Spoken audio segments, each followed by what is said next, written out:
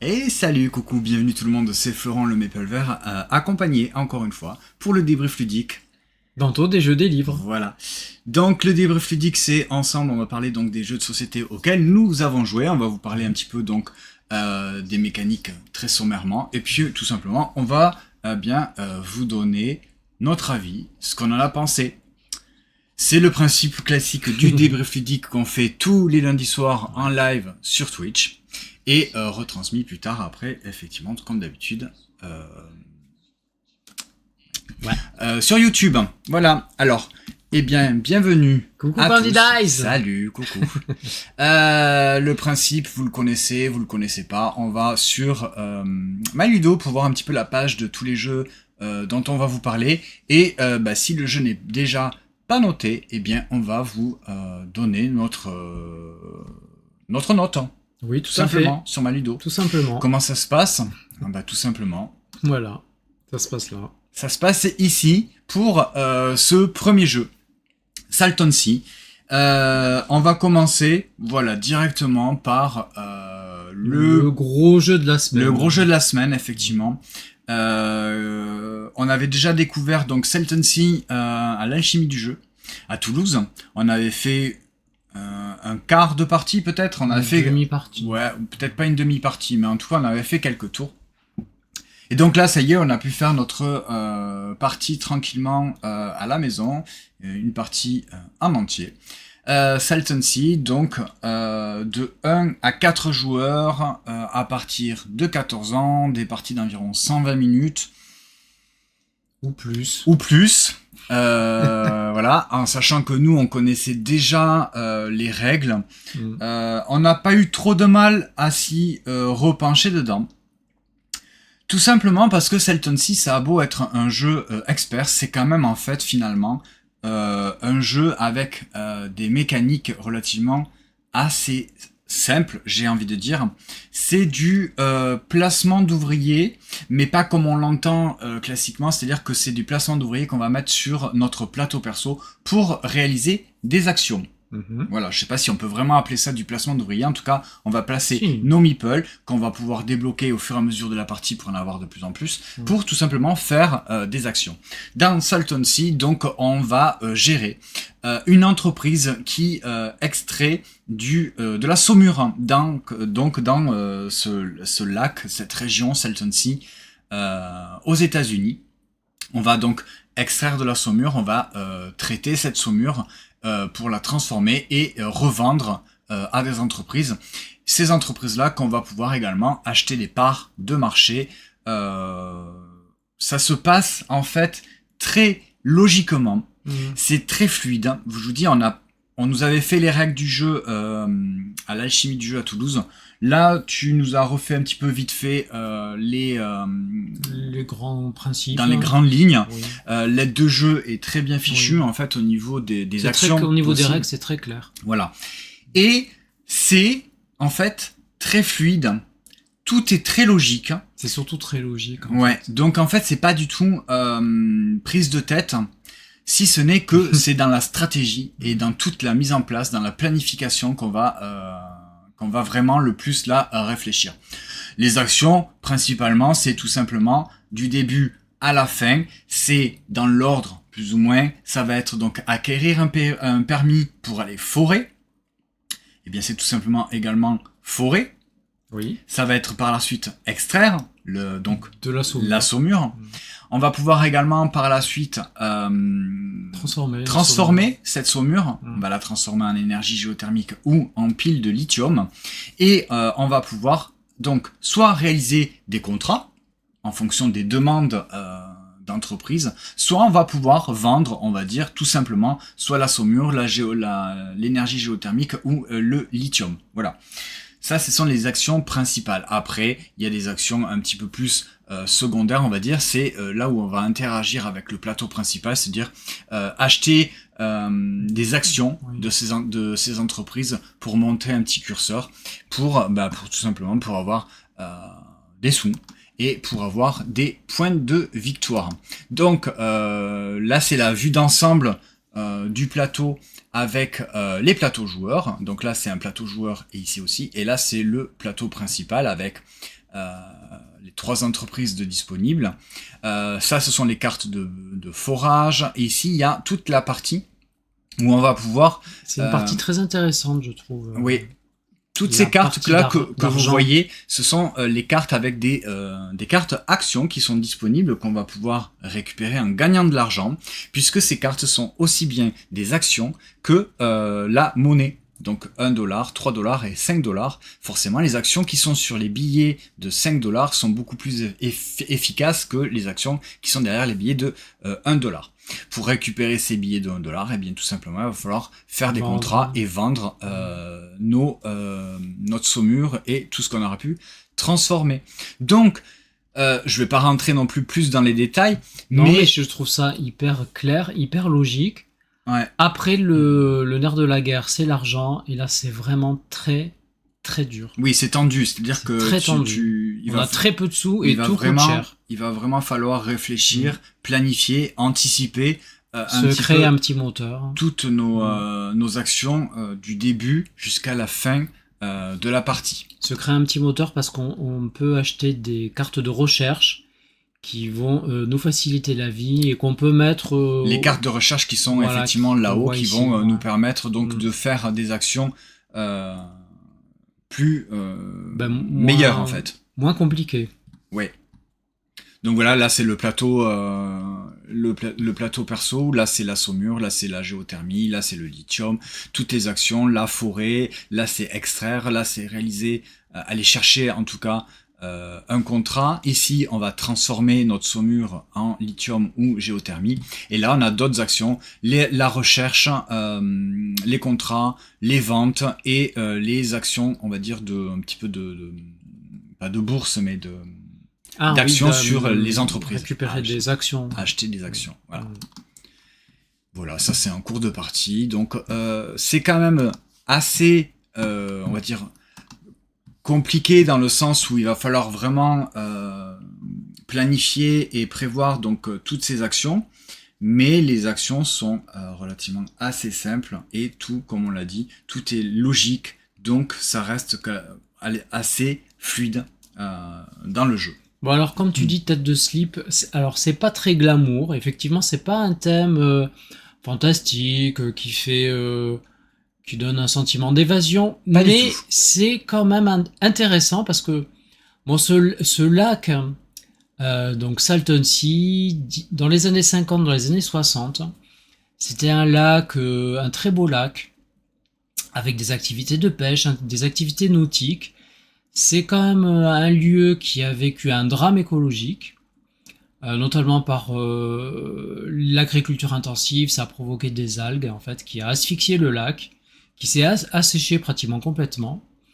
Et finalement, même à l'heure actuelle, c'est une zone très pauvre. Et c'est véridique, on a General Motors en fait qui s'intéresse en fait au lithium qui est présent dans le lac.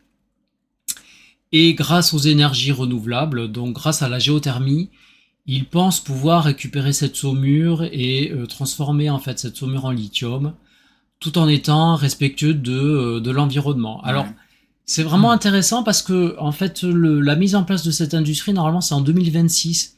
Donc, ça n'a même pas encore débuté dans la réalité. Ah, je savais même pas. Mais oui, et en fait, il y a eu pas mal d'articles qui sont parus dans des journaux scientifiques, mais pour parler de cette expérimentation. Et c'est plutôt intéressant, et en fait, c'est l'avenir qui nous dira si ça va vraiment fonctionner d'un point de vue écologique, dans le respect de la nature.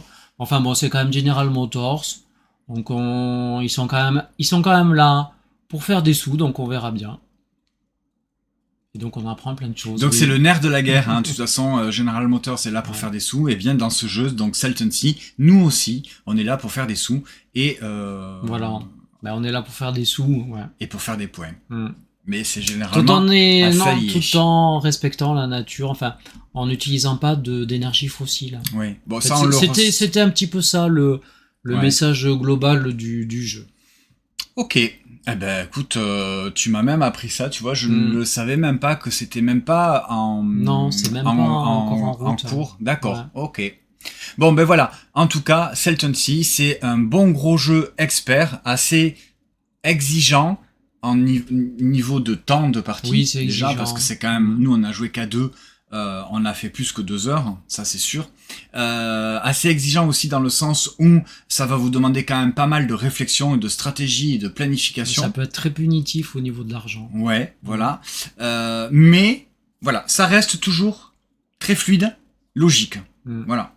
Si on se plante, on se plante. On sait pourquoi on s'est planté. Oui. Voilà. Si on n'a pas anticipé, si on n'a pas planifié, ça risque d'être un petit peu plus compliqué. Si on n'a pas créé son petit moteur en début de partie. Ouais. Mais même, je pense que même tout au long de la partie, on arrive quand même à s'en sortir. Oui. Parce qu'on s'est quand même suivi au niveau du scoring tout au long de la partie. Oui. Et c'est bon, après voilà. Effectivement, toi tu avais quand même réussi à créer cette espèce de moteur qui a fonctionné tout le long de la partie, chose que moi je n'ai pas forcément réussi à faire. Voilà, donc pour Salton Sea, tu lui mettrais quoi, toi, comme note pour Salton Sea, entre 1 et 10 ? Tu lui mettrais un 7 ? Ouais.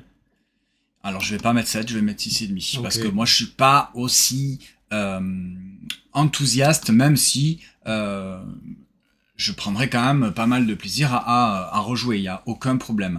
Bon, par contre, voilà, à 2, c'est largement suffisant. À 2, c'est très bien, la config. Après... je pense qu'à 3 ou 4, c'est... Alors ça fonctionnera exactement pareil, hein, puisqu'il n'y a pas vraiment d'interaction, mais c'est des temps de partie qui risquent d'être beaucoup plus longs. On se gêne long. au niveau de l'argent. Oui, on se gêne un petit peu, mais on est quand même plus ou moins un petit peu... Parce que quand il n'y en a plus dans le marché, il n'y en a plus. Ouais. Voilà, bah c'était Salton Sea pour commencer avec ces débriefs ludiques avec le plus gros jeu auquel nous avons joué cette semaine. Maintenant, je vais vous proposer de passer sur des jeux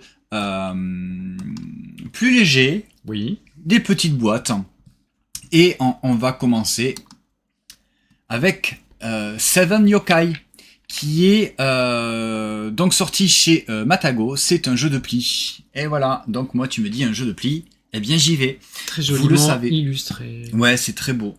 C'est un jeu de pli dans lequel nous allons donc très classiquement tenter de remporter des plis. Voilà, il y a un petit système j'ai envie de dire, de barème au niveau des valeurs de cartes et des couleurs de cartes. Il y a plusieurs valeurs de cartes, mais elles n'ont pas toutes les mêmes valeurs. C'est-à-dire que le vert, par exemple, va aller du 1 au 7, tandis que le gris va aller du 2 au 8, et voilà, par exemple, je l'ai sous les yeux, le rose va aller du 3 jusqu'au 9, le jaune du 4 jusqu'au 10, etc., jusqu'à aller au bleu foncé qui commence lui au 7 et qui va terminer au 13 au niveau de ses valeurs. Donc on va jouer des cartes, on va tenter de remporter des plis, on va surtout tenter de remporter des plis avec des boss yokai. Les boss yokai, eh bien ce sont les valeurs 7. Toutes les couleurs ont une valeur 7, que ce soit du vert la plus petite jusqu'au bleu marine la plus forte, on va dire. Elles ont toutes donc un boss yokai, et on va tenter de remporter des plis avec ces boss yokai, puisque les 7, en fait, c'est tout simplement uniquement ces cartes qui vont nous remporter des points. Attention, la petite nuance qui est intéressante, c'est que si un joueur, en tout cas ça se joue à 2, mais normalement ça se joue à 4. Idéalement, je pense que ça sera mieux à 4. Nous, on a joué pour l'instant qu'à 2. Moi, j'aime bien, ça fonctionne aussi. Vous voyez, sur la page Maludo, il y a marqué de 3 à 4 joueurs, mais ça se joue également à 2, puisque il y a une variante. Et seulement vous avez une main de cartes face cachée dans les mains et une main de cartes face ouverte. Donc le principe c'est ça, c'est du jeu de pli.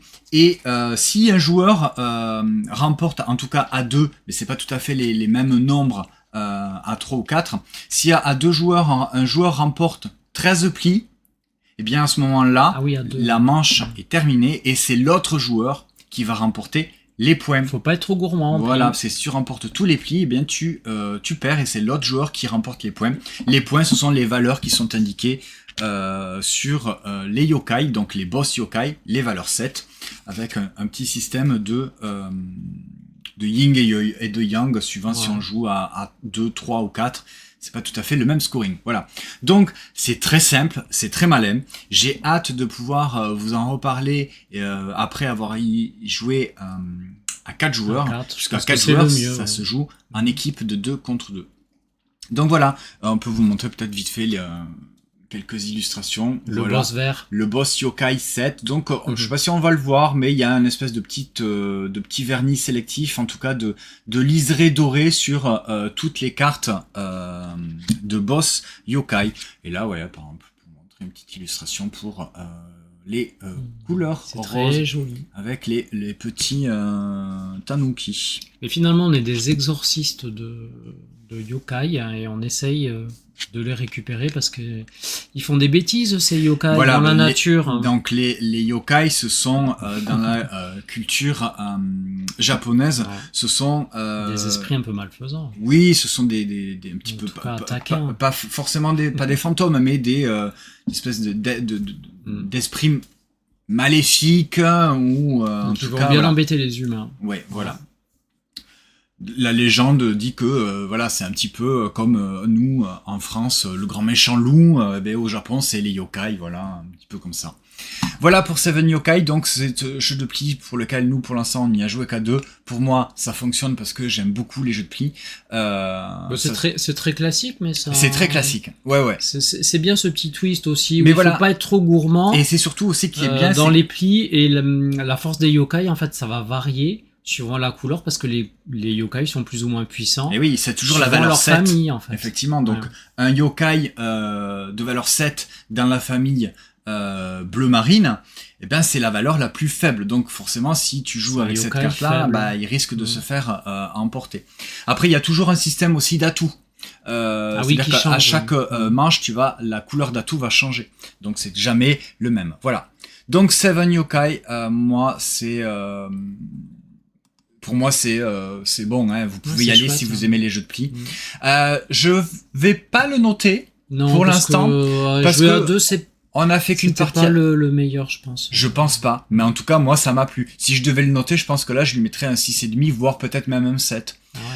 Oui, parce que j'aime beaucoup les jeux de pli. Donc, on peut montrer quelques photos. Comme ça, vous voyez, les 7, ils ont toujours un petit peu un liseré doré. Et les illustrations sont pas tout à fait identique.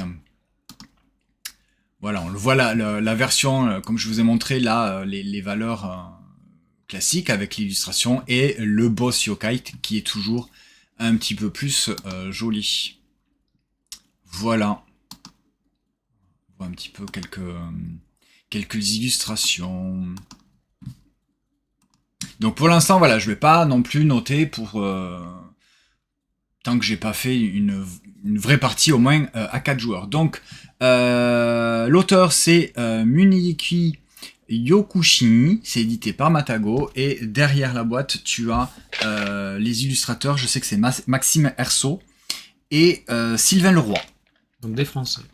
Voilà, oui parce que c'est la version localisée par Matago.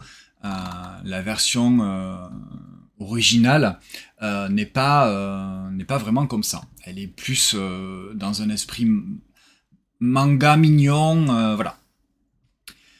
On va rester sur un jeu de pli. Attends, je me remets là, voir. Je regarde un petit peu du coup les commentaires. Bon ben salut tête de slip, je t'ai pas salué. J'espère que tout le monde va bien. On va rester sur un jeu de cartes, un jeu de défausse. Linko, donc ça c'est pas une nouveauté, mais disons que cette version-là, c'est la version coréenne, donc chez Plate.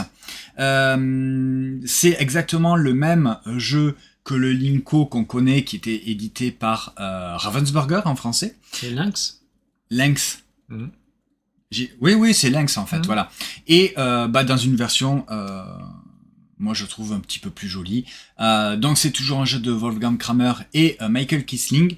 Et illustré, je ne sais pas si on le voit ou si c'est indiqué en bas, c'est Hans Kim pour les illustrations. Donc c'est chez Plate. Trop joli. C'est super mignon, les cartes sont très très jolies. Le principe dans Linko, eh bien c'est tout simplement un jeu de défausse, tout ce qu'il y a de plus classique dans sa mécanique de base, c'est-à-dire que je vais à mon tour de jeu, eh bien jouer une combinaison de cartes, soit une carte toute seule ou une paire, un trio ou plus, en fonction, mais de la même valeur évidemment. Le joueur suivant, lui, eh bien va pouvoir jouer ce qu'il veut. Il peut très bien jouer une carte, ou 2 cartes, ou 3 cartes. Hein. Il n'y a pas besoin que ce soit plus ou moins. Par contre, le truc qu'il faut réfléchir, c'est que si le premier joueur joue 2 cartes, par exemple, 2, 5, le joueur suivant, s'il joue également une paire, mais de valeur supérieure, là, à ce moment-là, il va avoir le choix, soit de récupérer la carte. les cartes du joueur précédent, soit pour les mettre dans sa main, donc il va pouvoir se créer des combinaisons supérieures. Le subtil inxé pour la version française, effectivement.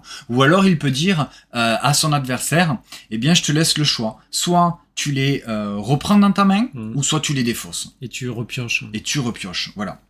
Tu peux appâter comme ça ton adversaire. Effectivement, il y a ce système malin puisqu'il y a une petite rivière de cartes où tu peux voir, donc tu peux essayer de dire bah attends, je vais faire ça pour que lui il mette au-dessus et qu'il ne veuille pas récupérer ma carte, mais moi ça me permettra de la défausser pour aller repiocher d'autres cartes pour faire avoir des combinaisons puissantes. Une meilleure main de cartes. Ouais, voilà.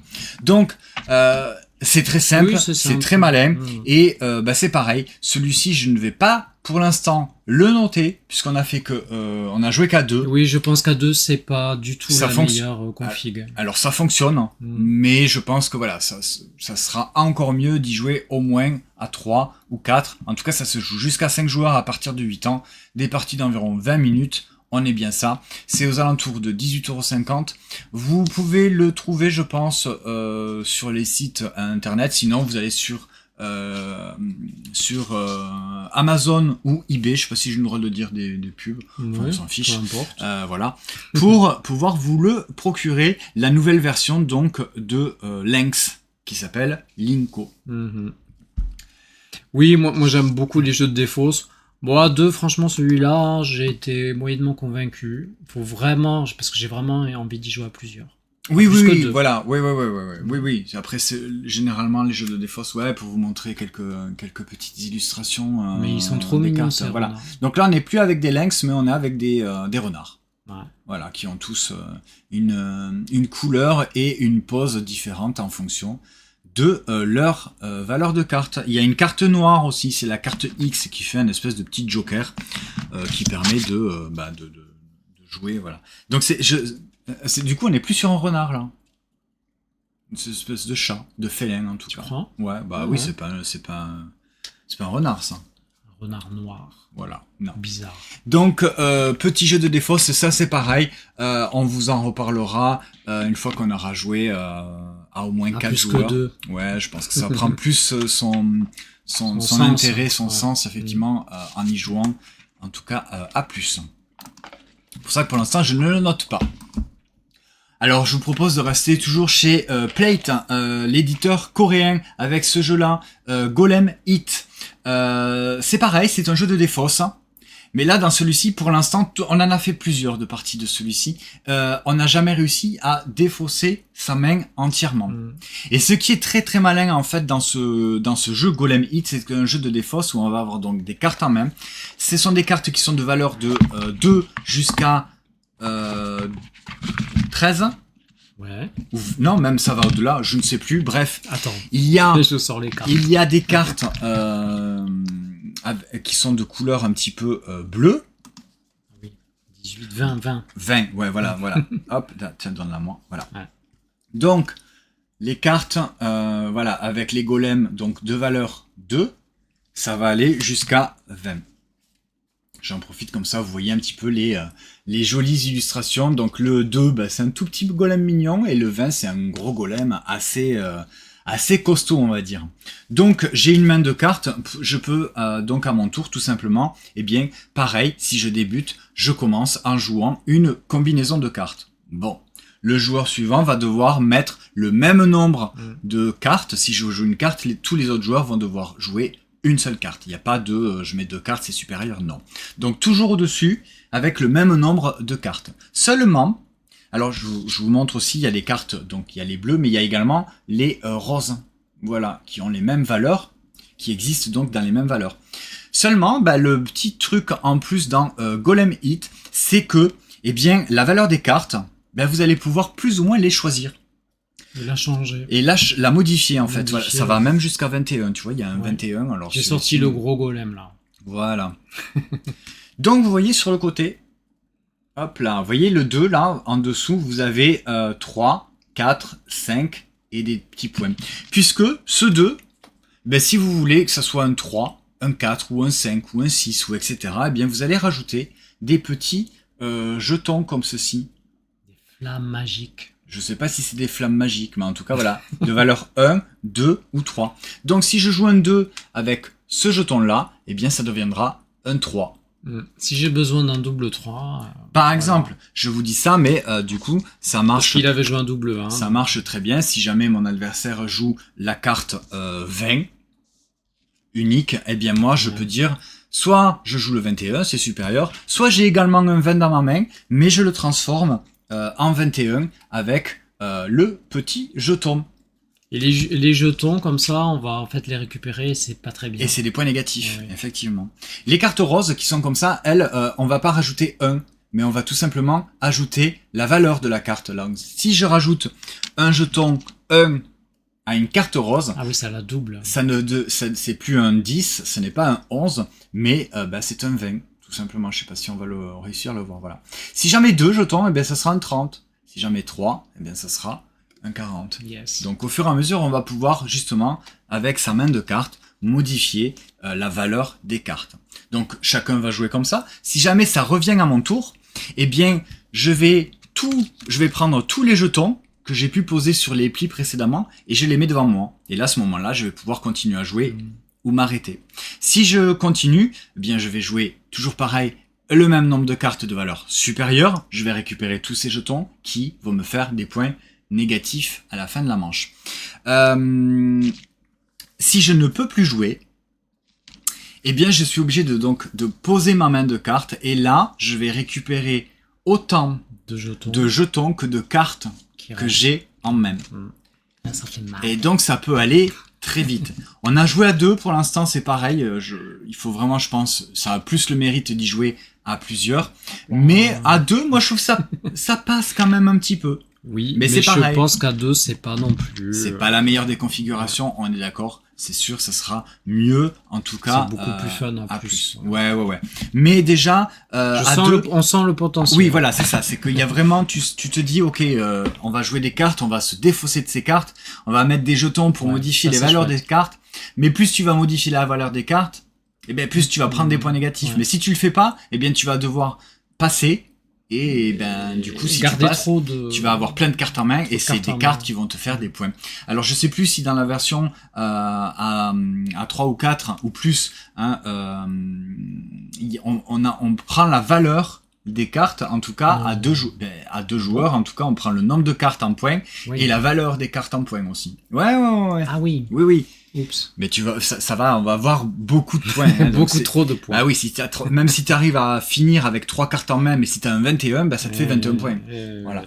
Donc c'est très malin. Et là encore une fois, c'est pareil. Bon, je vais pas le noter, parce que je pense que ça a plus de sens d'y jouer à plusieurs. Il se joue jusqu'à 6 joueurs à partir de 8 ans. Donc vous voyez, c'est quand même relativement assez accessible.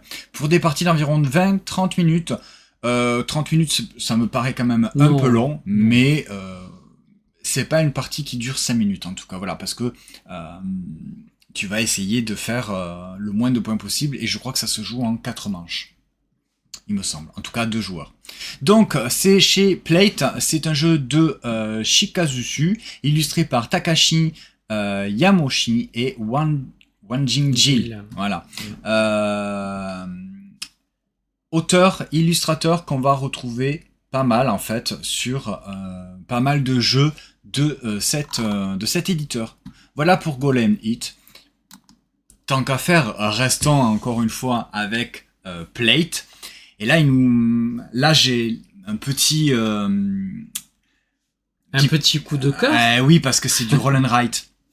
Donc ça fait partie des mécaniques très chouette, que j'aime beaucoup. Oui. Express Cross, il n'y a pas de limite. C'est-à-dire que là, ils disent 2+, mais même en solo, tu peux jouer. Oui, tu peux jouer solo. Tu peux jouer à autant de personnes que tu veux. Aussi. Tout simplement, c'est généralement le grand principe des roll and write, c'est-à-dire que tu peux y jouer à autant de joueurs que tu le souhaites à partir du moment où les joueurs ont une feuille de score et des dés. Ouais, bah là, on voit pas très bien sur les photos. Ouais, non. Ouais, on voit le scoring. Donc, vous allez recevoir... alors déjà, je vous montre la boîte. L'intérieur de la boîte, vous avez le bloc de feuilles avec les dés. Et en fait, vous avez... Hop, j'enlève les dés. Et voilà. Vous avez très joli dé le bloc qui est ici. Hop. Et en fait, le bloc, eh bien, il est dans cette forme-là. Voilà, il y a un trou. C'est malin parce qu'en fait, dans la boîte, comme ça, tu ranges les dés là où ils sont. Donc, c'est du roll and write, vraiment tranquille. Tout ce qu'il y a de plus basique, mais ça fonctionne extrêmement bien. Première manche, on va lancer un dé pour la version de base, parce qu'il y a une petite variante avec un dé transparent qui va avoir des valeurs négatives. La version de base, très simplement, nous on a joué directement avec la petite variante, mais la mécanique de base, c'est première manche, on va lancer un dé, on va inscrire la valeur de ce dé où on veut sur notre feuille de score, qui fait une espèce de croix. Mais vraiment, il n'y a aucune restriction. Je la mets où je veux. Deuxième manche, on va lancer 2 dés. On va faire la somme de ces 2 dés. Et pareil, on va l'inscrire où l'on souhaite sur notre feuille de score. Troisième manche, 3 dés. Quatrième manche, 4 dés. Cinquième manche, 5 dés. Voilà. À partir de là, et on revient on va revenir à un seul dé. Voilà. Et on va lancer un dé, on va remarquer la valeur, etc. Pourquoi faire tout ça ? Eh bien, en fait, tout simplement pour remplir notre grille de valeurs. Le but étant, pour marquer le plus de points possible, de faire des suites croissantes. Ouais.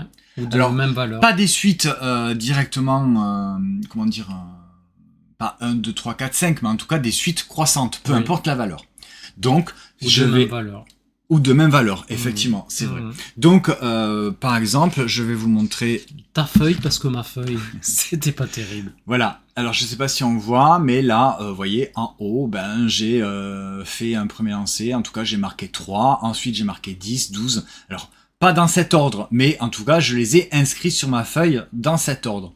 Ça veut pas dire que les lancers de dés ont été réalisés dans cet ordre, puisque, je vous les répète, il n'y a pas de restriction au niveau du placement, ouais, enfin de ce qu'on écrit sur notre feuille. Donc j'ai commencé avec un 3, après un 10, un 16, un 18, j'ai refait un 18. Malheureusement, après il y a cette ligne aussi, mais malheureusement après j'ai eu une valeur de dé qui a fait 11. Donc j'ai cassé ma série. Donc on va faire ça comme ça 20 fois, enfin un certain nombre de fois. 20 fois. Et à chaque fois, vous voyez, donc après c'est 11, 12, je suis allé même jusqu'à 28, malheureusement je suis redescendu à 13, après j'ai fait un 17, 11, 12, et là j'ai fait un -2, puisque le dé transparent a des valeurs négatives.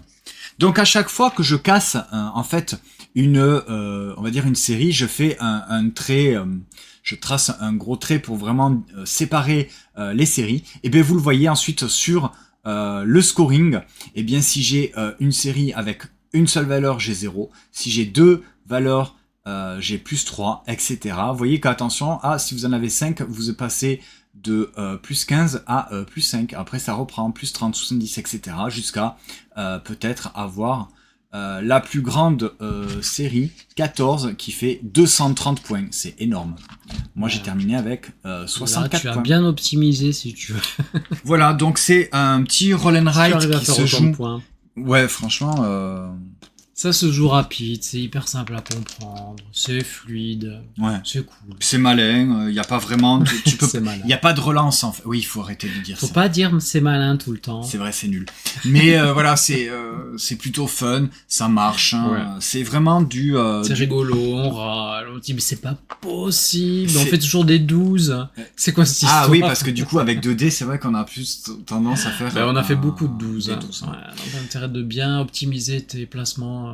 Donc si vous aimez les roll and write très simples, très accessibles et immédiats, qui se jouent tout seul ou plein de joueurs, Express Cross, c'est pareil, vous pouvez aller visiter leur site internet ou commander sur les sites de revente. Je voulais juste vous montrer, donc là, vous voyez, c'est la feuille de base, on va dire, mais il y a tout ça comme comme feuilles, et il y a des feuilles différentes. Bah, c'est juste les paysages. C'est juste les paysages, mais c'est pas le même scoring. Ah bon? Et non, c'est pas tout à fait le même scoring. Are you sure? Eh ben oui. Hein. Vous avez vu, je suis bilingue. Ah mais oui, c'est vrai, t'as raison. Mais bien sûr que c'est le même. Mais alors ça sert à quoi qu'il nous ait mis Mais des... c'est joli, c'est tout. Ah, c'est juste pour faire joli. C'est juste pour faire joli. Bah, j'avais vérifié le truc, hein. Ah ben tu vois, en fait, il m'écoute pas. Tu me l'avais pas dit? Si, je te l'avais dit. Ah ben je t'ai pas écouté. Comme d'hab. Alors j'étais persuadé, moi je dis non. bon ben il y a une première feuille avec un système de scoring et quelque chose. Voilà, je me dis ah ben après tu vois tu vas passer peut-être sur un niveau supérieur avec un scoring différent. Que nenni. D'accord, c'est exactement la même chose. Oui. Je suis un peu déçu. Ah bah écoute. Non, ben on en fait, peut pas voilà. tout avoir. Hein. Non, mais en fait voilà, ça n'enlève rien en tout cas à un très bon jeu Oui, c'est chouette. de roll and write, très simple, très immédiat et très basique. Et bah voilà, c'est parfait. Oui, ça marche bien. Franchement, ça marche très très bien pour ce petit Express Cross chez Plate. Ouais. Et ce n'est pas dénué de challenge, comme dirait l'autre. Ok. Donc c'est chez Plate, c'est toujours un jeu de Ishihisa Itsubaki. Alors je dis c'est pas le même auteur du tout, mais c'est on l'avait jamais vu celui-là. Wan Jingjil en tout cas pour les illustrations. Oui, lui on connaît. Voilà. Donc si vous aimez les roll and write très basiques, hein, eh bien vous pouvez y aller parce que il fonctionne très très bien. Ouais, c'est original. Ouais.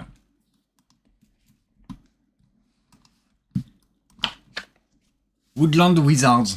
Celui-ci, je vous en ai déjà parlé. Mais on y a rejoué. Et on y a rejoué. Et on y prend toujours autant de plaisir. Effectivement, c'est un petit jeu d'affrontement de 2 à 6 joueurs à partir du des parties d'environ 30 minutes, même peut-être un petit peu moins, en tout cas. Et je voulais quand même vous en reparler, même si on en a déjà parlé, mais des fois je reviens quand même sur des jeux auxquels nous avons déjà parlé, puisque je vous avais dit la date de sortie début septembre, eh bien ça a été mis à jour. C'est prévu pour le 18 juillet. C'est bien que ça soit. Donc ça s'avance un petit peu. Woodland Wizards, ce petit jeu d'affrontement de cartes, super beau, oui, très avec beau. de très très belles illustrations, dans lequel eh bien on va avoir une main de cartes. On va jouer une première carte pour faire un sort, donc l'effet d'une carte sort, et ensuite tout se joue en simultané. On va choisir tous en simultané une de nos cartes pour être notre champion. Parce que c'est une compétition de sorciers qui veulent exposer leur plus belle créature voilà. Invoquée. Donc on va choisir tous un champion. Enfin, j'ai dit un champion, mais c'est pas un champion. Oui, en fait. Mais c'est le champion voilà. de... Je sais plus comment ils disent dans la boîte. Le champion du sorcier. Oui. Créature mystique. Et bon, on en choisit une qui sera notre champion. Tournoi. Et on va ensuite choisir, au fur et à mesure, 3 autres créatures qui vont nous servir de boost. C'est-à-dire qu'on va tout simplement, à la fin de la manche, additionner toutes les valeurs des cartes. Celui qui a la plus forte valeur va pouvoir mettre de côté son champion. Si par exemple c'était celui-ci, il va marquer donc 10 points à la fin de la partie. En sachant que là, sur la manche, il aura marqué 10, 14, 15, 19 points. Si c'est 19 points, si c'est lui qui a le plus haut score, il va marquer uniquement à la fin les 10 points de cette carte-là. Mais en fait, ce n'est pas si simple. Et alors si, c'est ultra simple. Mais ça se passe jamais comme ça. Ah, ça se passe jamais comme ça. Puisqu'en fait, toutes les cartes, elles ont toujours plein d'effets différents qui vont venir faire défausser des cartes, défausser des boosts, échanger des cartes, piocher dans la main des autres, même changer la carte du champion des autres joueurs. Non mais ça c'est assez drôle. Oui, c'est très drôle. C'est plutôt nerveux. Ouais. Ça, alors, il faut pas trop râler. Il est pas vraiment parfait, puisqu'il y a quand même de temps en temps quelques interrogations sur les pouvoirs, en tout cas des cartes, à quel moment je les fais, dans quel ordre, est-ce que ça réellement... Ça s'apprivoise un peu. Voilà, c'est pas... Il y a des petits trucs des fois qu'il aurait fallu améliorer, je sais pas si c'est du fait que ce soit la traduction française ou quoi, mais en tout cas, voilà, Passer ça, on se dit, bon, on se met d'accord tous ensemble, cette carte, voilà, on l'interprète comme ça, est-ce que tout le monde est ok? Bon, ok, non, pas ok. Moi, On s'adapte. De... Si, toujours un petit peu. Il y a bon. toujours une carte, là, l'œil... Moi, j'ai pas senti. Il y a toujours la carte de l'œil, je sais pas quoi, l'œil maudit, je sais pas quoi, j'arrive pas à comprendre cette carte. Et à chaque fois, on se dit, ok, on va faire comme ça, mais bon, on voit pas trop l'intérêt, en tout cas, de le jouer. Bref, petit jeu d'affrontement, très malin, très joli, assez efficace, assez nerveux, qui fonctionne très bien, qui était un financement participatif que je n'ai pas fait. Et du coup, j'ai bien fait puisque Don't Panic Game localise et nous propose donc la version française de Woodland Wizards. Sinon, l'éditeur de base, c'est Wemgold. C'est un jeu d'Alexandre Homer et illustré par Lisa Forch et Maren Gut. Alors, faut quand même aimer les jeux d'interaction très très fortes. Ah oui, là c'est clairement tu fais pas ta petite popote dans ton coin. Non, c'est si vous aimez les affrontements de cartes un petit peu de style à la Mindbug. On va tout le temps s'embêter. Hein. Ah oui, c'est le but. Hein. Le champion que tu mets en début de partie, c'est un vrai tournoi. T'es pas sûr de le garder. Oui. Il va peut-être être échangé contre une autre carte, au hasard ou de ta main. Mais donc voilà, toutes les cartes ont des effets et ça met un petit peu le bazar. C'est ça qui est drôle, mais c'est rapide, c'est nerveux. Donc on va essayer de comboter entre son il y a champion, aussi, ses boosts. Effectivement, ouais. Donc il y a des familles différentes, il y a des cartes qui agissent sur d'autres familles plutôt qu'une autre. Voilà, bon ça c'est une chouette recommandation en tout cas pour le 18 juillet. Oui, on a beaucoup aimé. Ouais, si vous aimez les jeux d'affrontement. Alors, je le compare un petit peu à Mindbug. Moi, je déteste Mindbug juste à cause de ce champ lexical que toutes ces cartes ont. Trop tordu. Pour nous, c'est pas intuitif. Voilà, bon, après, Mindbug, c'est un carton plein en tout cas. Mais je pense que ça s'y rapproche un petit peu, puisqu'on va jouer des cartes, non pas pour attaquer directement son adversaire, puisque les cartes n'ont pas de force d'attaque, mais elles ont toutes des effets. Donc on va pas perdre de points de vie, on va juste tenter de booster notre champion pour que ce soit le meilleur fort à la fin de la manche. Voilà pour cette petite boîte de Woodland Wizard. Lui, je l'ai noté, j'ai mis un 7,5. Pour moi, c'est... ouais. Alors, si vous aimez, sachez que... Je le dis parce que sur... Philibert, je fais pas de la pub, hein, voilà. Donc il y a la version anglaise à 12,95€, il y a la version française à 13,50€ qui arrive deuxième quinzaine de juillet. Et vous avez les tapis de jeu en néoprène pour que chaque joueur puisse avoir sa petite zone pour jouer ses cartes. Bon j'ai craqué, je l'ai pris. Bah oui, forcément. Ouais. Parce que j'aime beaucoup ce petit jeu et je pense que voilà, c'est un petit plus. Alors c'est 2 fois le prix du jeu, hein. C'est voilà. Mais bon on en a 6, madame, pour ce prix-là. Oui, il y en a 6. Donc on peut jouer à 6. Oui. Mais c'est bien aussi. Je me suis fait plaisir parce que j'aime beaucoup ce petit jeu et du coup ça va être c'est le bazar. Ça va être un petit plus voilà pour jouer. Alors je vous ai pas parlé mais il y a une petite module d'extension où on va jouer des sorciers bien particuliers qui vont nous permettre de marquer plus de points à la fin de la partie en fonction de la famille. De sa famille. Voilà. Donc il y a la famille des plantes, il y a la famille des zombies, il y a la famille des bêtes, il y a la famille des insectes, voilà. Donc on le voit là, les reptiles par exemple. Là, ça c'est la famille des oiseaux, même si les magiciens sont pas des oiseaux, mais voilà. Ceux qui vivent dans les arbres. Là, ce sont les bêtes. Là, ce sont les insectes. On le voit pas, mais c'est tout petit. On le voit la famille ici. Voilà, je trouve ces tapis très jolis, donc ça sera parfait pour jouer à Woodland Wizards. Hop là, voilà. Alors passons dans une toute autre catégorie avec Tilt qui arrive à la fin de la semaine, le 4 juillet. Le Tilt, le sous-titre, c'est le pendu en plus malin. C'est un jeu d'ambiance dans lequel on va jouer en coop, tout simplement à la manière du pendu. C'est-à-dire que on va être, suivant le nombre de joueurs, 2 à faire deviner un mot, mais deviner, c'est bien un grand mot. Les autres joueurs vont te proposer une lettre, tout simplement comme dans le pendu. Les autres joueurs nous ont dit, vous proposez une lettre. Nous, on dit, oui, il y a le S. Donc, on marque le S sur les petites cartes. Sur les cartes qui sont le mot. Parce que bon, alors, on a quand même une définition, enfin, une carte qui va proposer un mot. Hop, je vous montre quand même un petit peu vite fait. Je pioche une carte au hasard. Je vous montre la carte. Hop, attends, je vais me mettre comme ça. Je vais mettre comme ça. Oui. On va faire vite fait. Oui, on verra vite mieux. fait. Donc là, voilà, vous voyez ça. Nous, on ne le voit pas. Ok, vous allez choisir... Enfin non, vous voyez ça, mais nous on voit ça. Je dis n'importe quoi. Qu'est-ce qu'il raconte? On recommence.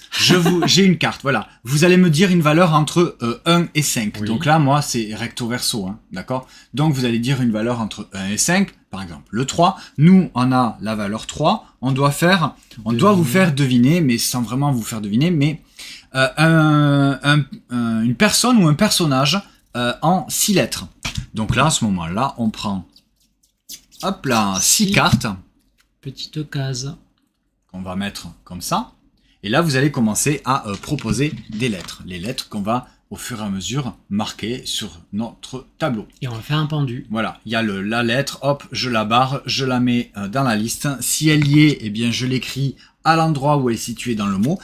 Et là où ça devient, donc, le pendu en plus malin, c'est que si jamais vous proposez une lettre qui n'est pas dans le mot... Alors, par exemple, vous proposez le V, qui n'est pas dans le mot, et moi, je vais vous proposer un mot qui commence par V, qui va vous aider à trouver le mot, et je vous dis Viviane.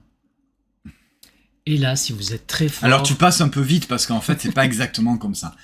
Ah bon? Nous, qui nous faisons... Ah oui, parce qu'on est deux. Voilà, vous allez deviner... Vous allez essayer de deviner une personne ou un personnage en 6 lettres. Vous avez proposé le V, il n'y est pas. C'est très bête de dire un V, mais bon. Ouais. Donc nous... Ça tombait bien. Ouais, mais bon... Ok. Donc nous, on a ces petites cartes-là. Eh bien, on va vous écrire. Donc c'est tout avec des feutres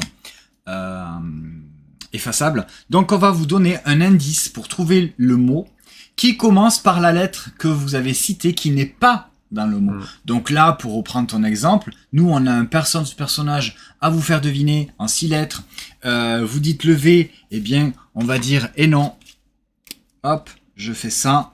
Je fais Il barre le ça. V sur la petite Donc, plaquette. je mets le lettre V, je barre le V. Et nous, maintenant, on va devoir vous proposer un indice qui commence par la lettre V. Donc là... Alors, moi, je marque sur ma petite plaquette V. Enfin, Viviane. Voilà, ça, merci pour le follow Mélodie Leblanc. Oh, mais merci Pénélope, j'avais pas vu que tu avais fait un raid. C'est très très gentil de ta part, bienvenue, on est en train de parler de jeux de société. Et je sais Pénélope, je sais ce que tu penses de Tilt. Mais oui, mais bon. Eh ben écoute, moi Tilt, je le trouve bien, ça marche bien. Il faut le prendre en fait comme un jeu d'ambiance. Et c'est là où la petite particularité que j'étais en train d'expliquer, que si vous proposez non mais c'est pas grave Mélodie, t'inquiète pas, je sais que... Mais des fois on n'est pas du même avis avec Pénélope, mais c'est pas grave. C'est souvent qu'on n'est pas du même avis avec Pénélope quand même, hein. Mais parce que Pénélope Gaming, je pense qu'elle a des goûts quand même ludiques qui sont pas très... Non, je plaisante bien sûr, elle le sait. Oui, on n'a pas les mêmes goûts, on n'est pas le même... C'est très souvent. On n'est pas Mais c'est pas grave, c'est la richesse comme ça de chaque personnalité. On n'est pas le même le même type de profil. On n'est pas la même personne, voilà. Tout simplement. Ouais. Déjà, Pénélope, elle a des chemises, déjà. Oui, nous, on a des t-shirts. Nous, on a mis un t-shirt, parce que bon, quand même. Bref, revenons à notre exemple. Donc, vous allez proposer un V, il y est pas. Eh ben, nous, on va devoir se débrouiller à trouver un indice avec, qui commence par la lettre V. Donc, moi, je suis bien embêté parce que trouver un indice avec la lettre V, bon, je sais pas. Bref, si j'avais proposé un mot qui commence par la lettre V, Anto, il a trouvé un mot par la lettre V, ben, par contre, on va devoir vous proposer un seul indice. Donc, on va se mettre d'accord. Ok, moi, mon indice, il est nul. Il est nul. Ok, allez, on prend le tien. Donc, on vous montre ce mot-là. Voilà, vous avez un indice. Viviane. Voilà. Et là, tout le monde a trouvé. Non, personne n'a trouvé avec ton indice pourri. Donc vous allez pouvoir soit recommencer, proposer une lettre qu'on écrit ou pas sur les petites. Là vous proposez le C. Le C n'y est toujours pas. Ah mais ils sont nuls, c'est pas possible. Mais c'est pas possible. Alors moi je vais marquer sur ma petite plaquette chevalier. Ok. Et là vous avez tous trouvé. Personne ne va trouver. Mais non, mais et tout le monde a trouvé Merlin, bien sûr. Voilà, bon, c'était en tout cas. Merci pour le follow. Will Cook for Board Game. Bienvenue. Donc voilà, le mot qu'on devait vous faire trouver, c'était tout simplement Merlin. Personne ou personnage, mais évidemment, au fur et à mesure de la partie, vous aurez proposé des lettres. On vous aura marqué des lettres sur les petites plaquettes. Et vous allez peut-être réussir à trouver. Donc, on va faire ça. Autant de fois en tout cas qu'on va proposer des lettres et qu'on va remplir cette grille. Et une fois qu'on arrivera à la dernière case, toutes les cartes qu'on aura réussi donc à trouver, ça va nous donner autant de lettres qu'on va pouvoir proposer pour le mot final. Le mot de la fin. Donc là, le mot de la fin, c'est des mots qui sont un petit peu plus longs et un petit peu plus compliqués. Un petit peu plus velu. Voilà. Donc, moi, Tilt, on a refait une partie ce week-end. Voilà, ça marche. Copains, ça marche bien. C'est du jeu d'ambiance. Il faut pas le prendre peut-être trop au sérieux. Voilà, si vous avez envie de un moment de détente sans vous prendre la tête, mais un petit peu intelligent. Oui, voilà, parce que vous allez quand même un petit peu réfléchir. Oui, on va mettre des chouettes mots pour faire deviner le mot. Ouais. Alors, et ce qui est malin aussi, ce qui est très intéressant, c'est justement que c'est du coop et toutes les équipes à chaque fois vont tourner. C'est-à-dire que là, on était tous les deux pour vous faire deviner Merlin. Ensuite, à la manche suivante, c'est les deux joueurs suivants qui vont prendre une carte, qui vont dire, on doit vous faire deviner tel ou tel thème, tel nombre de lettres, maintenant c'est à vous à deviner. Donc nous maintenant on se retrouve à proposer des lettres pour tenter de deviner. Voilà. Oui, c'est bien, ça tourne. Et puis même quand tu dois faire deviner avec un autre mot, d'être deux, c'est... Oui, parce que donner un indice, effectivement, quand on est, si on était tout seul, en fait, on se dit, waouh, si je donne un indice que ça marche pas, ça sera que ma faute. Ouais. Par contre, là, du coup, si on est deux, on va chacun noter notre indice sans se consulter. On va le consulter une fois qu'on l'a noté. Et là, on va dire, ah ouais, mais moi, le mien, je pense qu'il est mieux, ou ton mot est plus évident. Voilà. Et en bonne intelligence, on va proposer le meilleur. Et on va en garder un seul. Alors il y a des petits jetons Joker qui vont permettre de nous aider un petit peu plus, soit si on utilise un Joker, de montrer les deux indices, soit au lieu de donner un indice, on va pouvoir tout simplement vous donner une lettre gratos. On va écrire la lettre sur le mot. Voilà, on a 3 jetons. Il vaut mieux les garder pour la fin. Voilà, donc ça c'était Tilt qui arrive à la fin de la semaine, le 4 juillet. J'ai pas de prix, mais ça devrait sentir moins de 20 €. C'est un jeu de Antonin Mocara et Romaric Gallonier, illustré par Christine Alcouf. Que du beau monde. Et c'est chez Actarus Éditions. Voyons vite fait quand même sur le Doom, aux alentours de 15,90 €. Voilà pour Tilt. Et vous arrivez, je pense, on a gardé le meilleur pour la fin. Ah non, attends, je voulais vous montrer ça. On n'a pas fini, oui. Alors, je vais vous parler d'un jeu assez rapidement.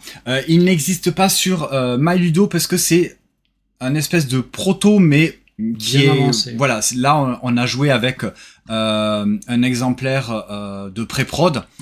Donc je vais vous le montrer comme ça. Voilà, Serenity. Donc Serenity, c'est un jeu qui va arriver pour 2026 chez Actarus Éditions. C'est un jeu de Gérald Catio, illustré par Christine Alcouf. Et c'est un petite merveille, ce jeu. Oui, j'ai adoré ce jeu, ultra simple. Très satisfaisant. Très immédiat et j'ai trouvé ça génial. Quand tu adores ranger les choses dans leur ordre, tu t'éclates. Ouais. Alors non, je dis pas ça parce que on a joué avec Gérald Catio, qui est son jeu. Mais d'ailleurs, je lui ai dit une fois, je lui ai pas trop dit non plus pour pas qu'il prenne la grosse tête. Mais vraiment, pour moi, Serenity, c'est ça sera un de mes jeux qui va être très très bien classé parce que j'ai adoré immédiatement ma partie. Le principe, c'est qu'on va avoir tous ces jetons-là, comme ça, qui vont être là, c'est plus ou moins en fin de partie, même si j'ai enlevé mes jetons, mes cubes de points, mais là, c'est plus ou moins une fin de partie. Tous ces jetons-là, en fait, ils vont être mis complètement aléatoirement. Donc, pas du tout par couleur, pas du tout par valeur. Ils vont être tous mis au hasard dans ces espèces de petits plateaux creusés. Et on va donc tous face visible. Et c'est un matériel de pré-prod. Oui, c'est de la pré-prod. Donc c'est pas, voilà, c'est pas tout à fait la version définitive, si ce n'est que les illustrations risquent d'être plus ou moins semblables, sauf pour, là on le voit pas, sauf pour une couleur il a dit qu'il allait être retravaillé. Les plateaux creusés seront un petit peu plus creusés, les jetons seront un petit peu plus épais. Déjà au niveau du matériel, ça claque, c'est vraiment bien. Et le principe, c'est que on va avoir 3 cartes de chaque couleur, mais dans un paquet commun. On va en enlever 6 et on va les mélanger et on va les dévoiler. Donc par exemple, on va avoir une carte jaune ou orange comme ça, de flamme en tout cas. Donc là, tous les joueurs en simultané vont devoir déplacer 2 jetons avec au moins un jeton flamme à déplacer. Et pourquoi faire ? Tout simplement, si j'avais par exemple là, à ce moment-là, si on tirait une carte de flamme, eh bien je pourrais prendre ce jeton-là pour le positionner à la place de ce 4 vert. Ce 4 vert va venir du coup ici, et là à ce moment-là, j'aurais fait un super truc, c'est que j'aurais mis une colonne de la même couleur, et en plus, elle est dans l'ordre croissant. Génial. 1, 2, 3, 4. Les jetons vont de valeur de 1 à 4. Alors là, si j'arrive à faire ça, c'est bingo gagnant. Parce que je gagne les 2 cubes argentés plus le cube doré qui va me faire un point supplémentaire.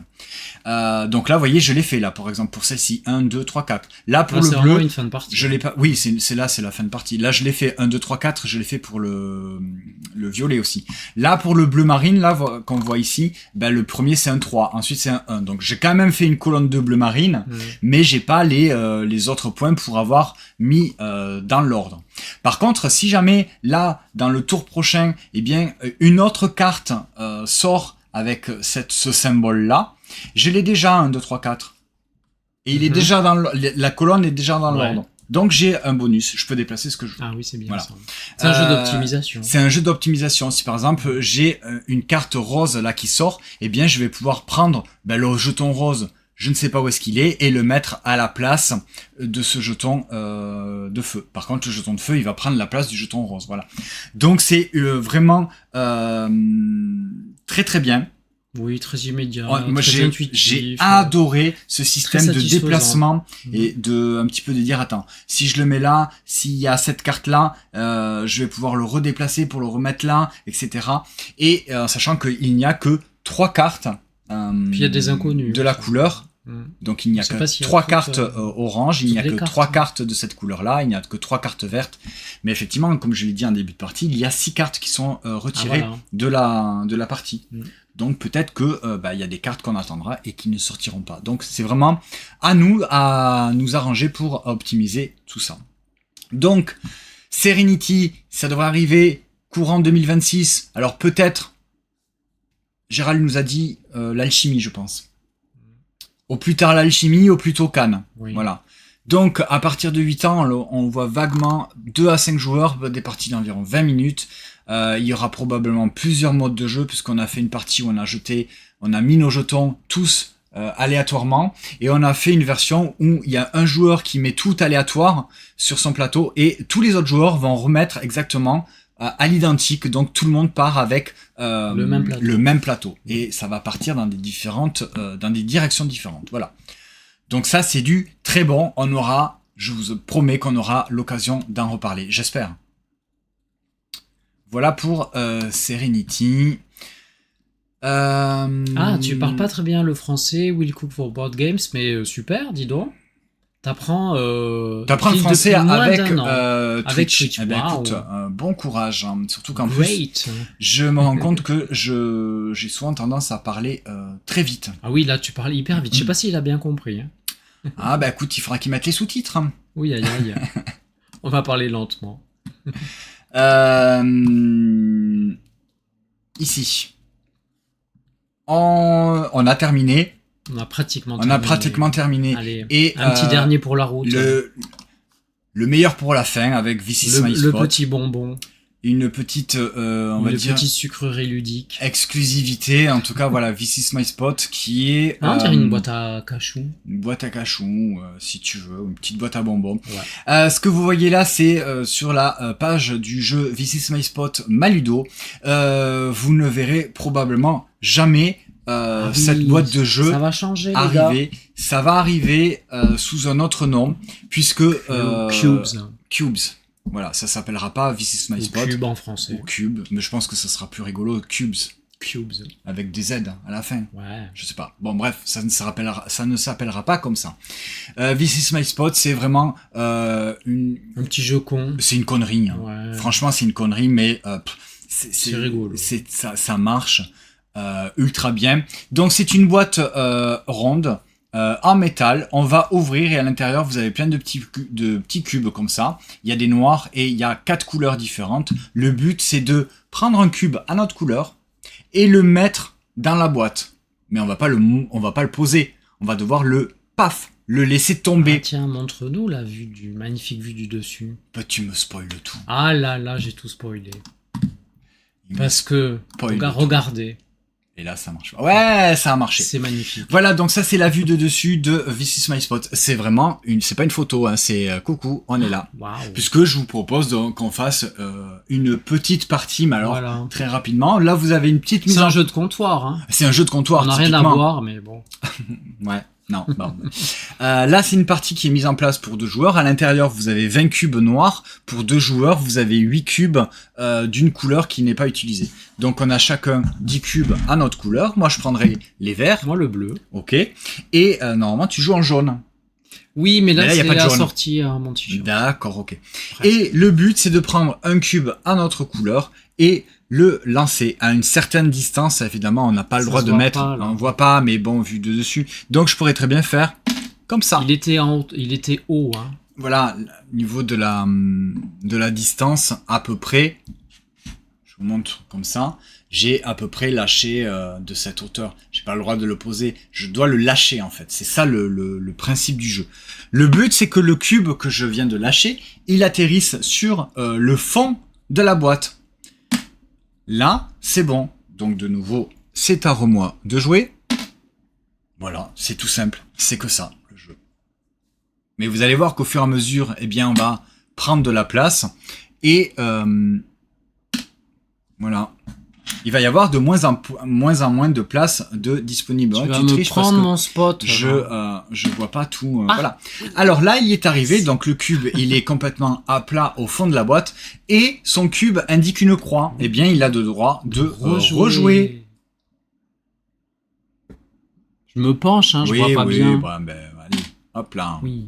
Donc là, s'il refait une autre croix, non, il rejoue pas. Hein, il rejoue qu'une seule fois. Hop, on a tout à fait le droit de le lancer se faire de la place. Un petit peu, hein, voilà, pour se faire un petit peu de place. Et voilà. Là, ce qui vient de se passer, c'est que mon cube, il est ici, là, c'est celui-ci. Eh bien, en fait, il est par-dessus d'autres cubes. Il n'est pas allé au fond. Comme ça. Du coup, je suis éliminé. Les autres joueurs continuent de jouer. J'ai gagné. Merci, Lamo Sahan, pour le follow. Et bienvenue. Voilà, donc c'est tout con. Forcément, à 2, ça va très vite, hein, parce que dès qu'un joueur lance son cube et que il n'atterrit pas au fond, eh bien l'autre joueur a gagné. Mais c'est vraiment du jeu d'ambiance, du jeu de comptoir qui se joue avec un verre de quelque chose à la main. Voilà, pourquoi pas, de ce que vous voulez, une citronnade. Hop là, ouais, là, vous voyez, j'arrive plus. Tac. Mais j'ai le droit d'être un petit peu comme ça. Mais tu fais ça des heures. Ah oui, clairement, tu peux faire ça, tu peux faire ça des heures. Alors, c'est pas un jeu qui se joue assis autour de deux tables. Il faut vraiment être debout à faire des trucs à côté en discutant. Tu lances ton cube, tu discutes, tu bois, tu râles. Mais c'est clairement un petit jeu, une petite connerie et ça marche c'est rigolo. Plutôt très bien. Voilà, c'était pour la petite démo de This Is My Spot. Et c'était donc pour, en fait, tout simplement clôturer. Parce que c'est un jeu d'Actarus Edition. Voilà. Donc, il ne sortira pas sous le nom de This Is My Spot, qui sortira en 2026 sous le nom de Cubes.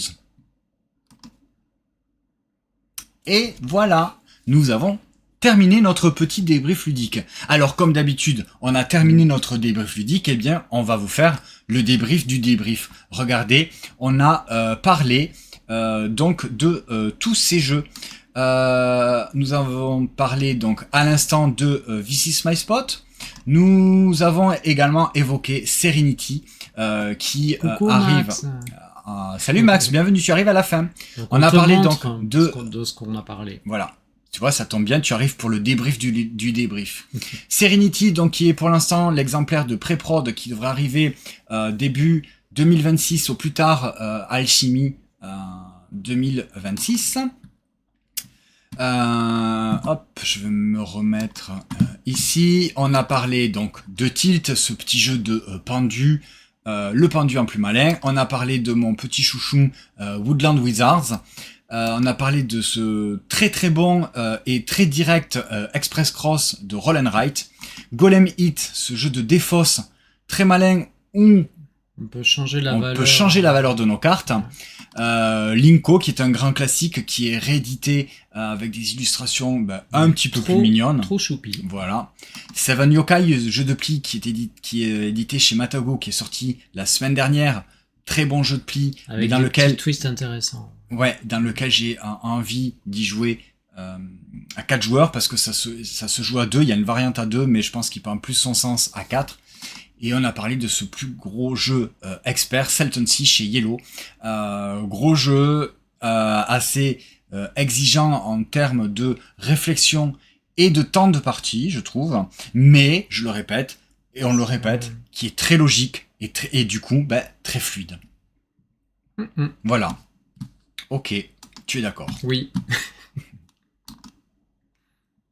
Et voilà, nous avons terminé pour ce débrief ludique de la semaine, l'émission dans laquelle on vous parle des jeux de société auxquels on a joué, on vous explique très brièvement les mécaniques et on vous donne notre avis et notre ressenti.